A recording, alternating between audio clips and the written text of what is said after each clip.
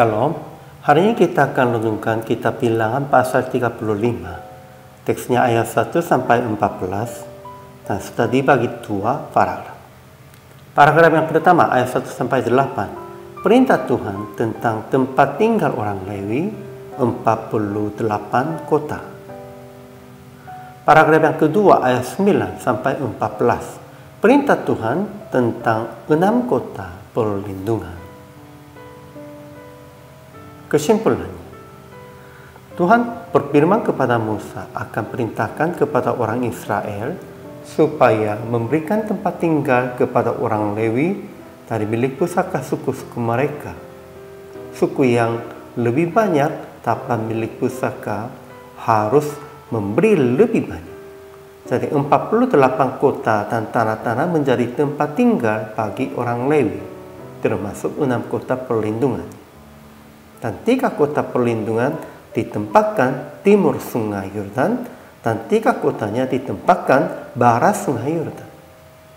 Pembunuhan yang tidak disengaja melarikan diri ke kota itu sampai diadili. Ajaran tentang Allahnya. Pertama, Tuhan perintahkan bahwa akan memberikan tempat tinggal kepada orang Lewi 48 kota dari milik pusaka kepunyaan suku-suku masing-masing. Kedua, Tuhan perintahkan lagi tentang kota perlindungan untuk pembunuhan yang tidak disengaja melarikan diri ke kota itu. Memang Tuhan melindunginya orang Lewi pun dan juga pembunuhan pun juga. Ya, memang pembunuhan itu yang tidak disengaja, tetapi semuanya itu pentingnya. Tuhan ingin melindungi semua umatnya. Ajaran tentang manusianya. Pertama, orang-orang Israel harus membagi tempat tinggal orang Lewi dari milik pusaka mereka sendiri. Kedua, orang-orang Lewi harus tinggal di antara suku-suku masing-masing orang Lewi, orang Israel. Dan mereka bertanggung jawab akan melindungi pembunuhan yang tidak disengaja, melainkan melarikan diri ke kota perlindungannya.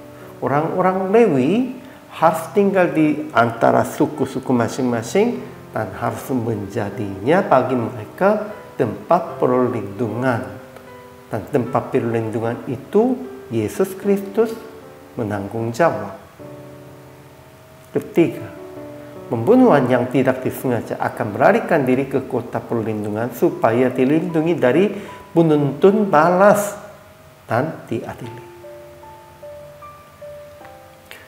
Aplikasi hari ini. Pertama, usaha akan semua jemaat bertanggung jawab kehidupan hamba Tuhan dan pelayan jemaat.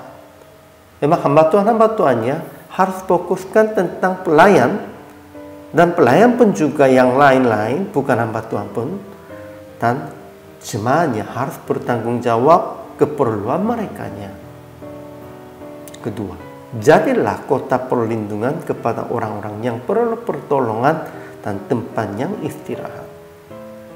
Memang zaman perjanjian lamanya ada kota-kota perlindungan itu 6 kotanya. Namun zaman perjanjian baru itulah Yesus Kristus menjadi kota perlindungan bagi kita. Dan zaman ini kita orang percaya dan gerejanya harus bertanggung jawab sebagai kota perlindungannya. Akhirnya praktik hari ini, membagi sebagian dari milik pusaka atau gaji Anda sebagai 1/10 supaya bertanggung jawab kehidupan hamba Tuhan dan pelayan jemaat, dan supaya menolong orang-orang yang perlu pertolongan. Inilah metode zaman ini untuk menjadi tempat perlindungan dan supaya menjadi pertolongan sepertinya tangan Tuhan. Inilah tanggung jawab orang percaya. Hamba Tuhan juga harus mengajar tentang itu. Hari ini juga selama melayani, Tuhan Yesus memberkati.